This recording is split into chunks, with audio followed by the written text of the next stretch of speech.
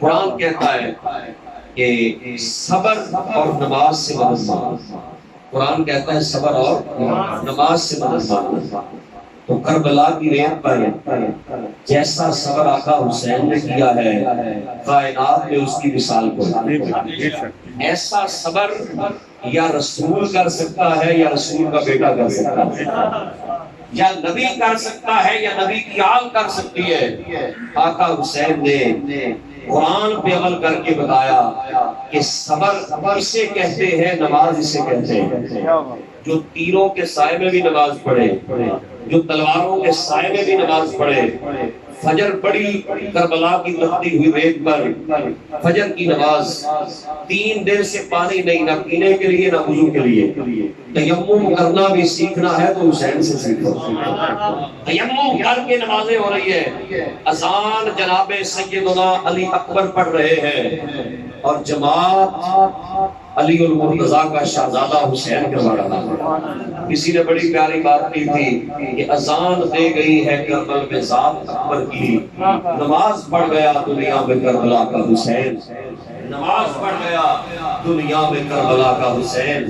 ظہر کی نماز, جمعے کا دن تھا, چونکہ جمعہ شہر میں ہوتا ہے, وہ تو وہاں صحرا تھا, وہاں کوئی آبادی نہیں تھی, وہاں جمعہ نہیں ظہر تھی. جب جنگ جاری تھی تو آپ کے ایک ساتھی نے کہا کہ حضور نماز ظہر کا ٹائم ہو گیا. کیسے ساتھی ہیں, کیسے امام علی مقام کے نوکر ہیں کہ وہ نماز جنگ میں کہہ رہے ہیں حضور نماز کا ٹائم ہو گیا, ظہر کی نماز کا, جنگ جاری ہے. آقا حسین نے فرمایا حضرت حبیب بن مظاہر سے, یہ حضرت حبیب بن مظاہر صحابی رسول بھی ہے اور میرے آقا حسین کے بھی ساتھی. کربلا کی ریت پر یہ بات بڑی پتے کی ہے, 7 صحابہ رسول بھی شہید ہوئے. سرکار کے 7 صحابی تھے کربلا میں امام علی مقام کے ساتھ. حضرت حبیب بن مظاہر یہ بڑے بوڑھے صحابی تھے, امام علی مقام کے لشکر میں تھے. ان سے کہا کہ آپ ان کو کہیں یزیدیوں کو ہمیں نماز پڑھ لینے. جب حضرت حبیب بن مظاہر گئے تو شمر کہنے لگا, آپ نے فرمایا کہ ہم نماز پڑھنے لگے ہیں, جنگ بند کر دو. وہ شمر بولا, کہنے لگا تمہاری نماز قبول نہیں ہوگی. وہ بدبخت سمجھا کہ ہماری قبول ہے ان کی نہیں. بھئی ان کا جب تک درود نہ ہو نماز ہی نہیں ہوتی. شمر سمجھنا تھا میری نماز قبول ہے, ارے بدبخت تیری نماز کہاں سے قبول ہے, وہ تو ملعون جہنمی ہے. نماز اس کی قبول ہے جو حسین پہ درود پڑھتا ہے. آقا حسین کہنے لگا تمہاری نماز نہیں قبول ہوگی, تم نے کیا کر دیا نماز پڑھ کے. حبیب بن مظاہر جوش میں آ گئے, تلوار نکالی, لڑنا شروع کر دیا. فرمایا اے شراب پینے والے, تو سمجھتا ہے تیری نماز قبول ہوگی, ارے یہ تو آلے نبی ہے, ان کے گھر سے نماز ملی ہے, ارے ان کی نماز بھی قبول ہے, ان کے غلاموں کی نماز بھی قبول ہے. اور اس بات پر حضرت حبیب بن مظاہر نے یزیدیوں کے 61 بندے مار دیے. 61 بندے قتل کر دیے تھے, اتنے غیرت مند آدمی. جنگ کی حالت میں آپ نے پھر نماز پڑھائی, ظہر کی نماز. ایک صحابی کی ڈیوٹی لگائی اپنے ساتھی کی, وہ کھڑے ہو گئے تیر, لیکن انہوں نے تیر مارنے بند نہیں کیے. وہ تیر مارتے تو آگے سینے پہ برداشت کر رہے, جب تک ادھر سلام پھرا ہے ادھر وہ شہید ہو گئے. نماز کے لیے جامع قربان کی. ظہر اس طرح پڑھی ہے حضرت امام علی مقام نے, اور عصر تو آپ کو پتہ ہے کیسے پڑھی ہے. عصر تو آپ کا سر ہی سجدے میں کاٹا گیا. وہ عصر کی نماز کا ٹائم تھا جب سیدنا امام علی مقام اکیلے رہ گئے اور آخری وقت میں اللہ کی بارگاہ میں سجدہ کیا. بلے شاہ نے بڑی فتح کی بات کی تھی کہ بلا بلا تے نظر عنایت ہو گئی. بلا بلا نظر عنایت ہو گئی. کی ہویا جے میں ایک بار بلا بھول بھول کے گیا گناہ لمبے, ہوندا نہیں کدی گناہگار بھلا. اس جگ سنسار دے وچ یارو کوئی آر بھلا کوئی پار بھلا.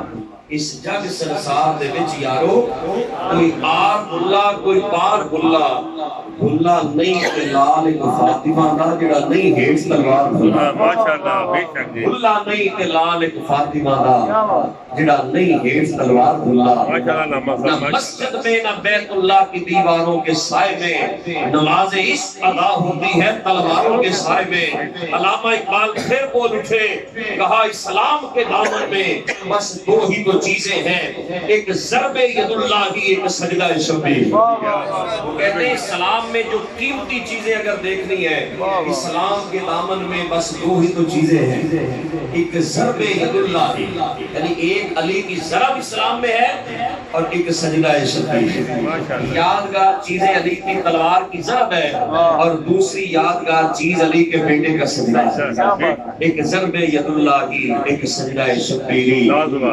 قرآن ان سے سیکھو یہ قرآن کے ساتھ ہے اور قرآن ان کے ساتھ ہے پھر نیزے کی نوک پر بھی قرآن پڑھا گیا نیزے کی نوک پہ بھی اللہ کا قرآن پڑھا گیا کہ آقا حسین نے دنیا کو بتایا کہ قرآن کیا ہے اور قرآن پہ عمل کیسے ہو رہا ہے قرآن کی قیمت کیا ہے قرآن کا مقام کیا ہے آج کاش کہ یہ امت اس طرح یاد حسین مناتی ہے کاش پیغام حسین میں بھی عمل کرے کاش سب سے بڑی بات یہ ہے کہ آقا حسین کا پیغام کیا انہوں نے کس فکر کے لیے اپنی جان قربان کی تھی کس لیے اتنے صدمے برداشت کیے تھے صرف رسول اللہ کی شریعت کے سیاسی نظام کو بچانے کے لیے اسلام کا جو سیاسی بنیاد ہے یہ کہیں تباہ نہ ہو جائے اس کو بچانے کے لیے آپ نے اتنی بڑی قربانیاں دی ہیں تو آج اس امت کو چاہیے کہ اس سیاسی نظام ہو یا اسلام کا نظام عبادت ہو یا اسلام کا معاشی نظام ہو معاشرتی نظام ہو ہمیں اس نظام سے محبت کرنی چاہیے آج ہماری نوجوان نسل وہ انگریزوں کے پیچھے بھاگ رہی ہے کوئی جناب کسی اور کے پیچھے بھاگ رہی ہے آؤ تمہیں خیر کہیں اور سے نہیں ملے گی خیر ملے گی تو گنبد خضرا والے مصطفیٰ کی بارگاہ سے اپنی مٹی پہ ہی چلنے کا سلیقہ سیکھو اپنی مٹی پہ ہی چلنے کا سلیقہ سیکھو سنگے مرمر پہ چلو گے تو پھسل جاؤ سنگے مرمر پہ چلو گے پھسل جاؤ گے اللہ فرماتا ہے اللہ کی رسی کو مضبوطی سے تھام لو اور جدا جدا نہ ہو جاؤ اکٹھے رہو گے جب اللہ کے قرآن اور آل نبی سے اپنا تعلق مضبوط کر لو گے جب ان سے تمہارا تعلق ہو جائے گا تو تمہاری زندگیوں میں حسن آئے گا تمہاری زندگیوں میں خیر آئے گی برکت آئے گی اللہ تعالی ہمیں عمل کرنے کی توفیق عطا فرمائے اور اس محفل کو شرف قبولیت عطا فرمائے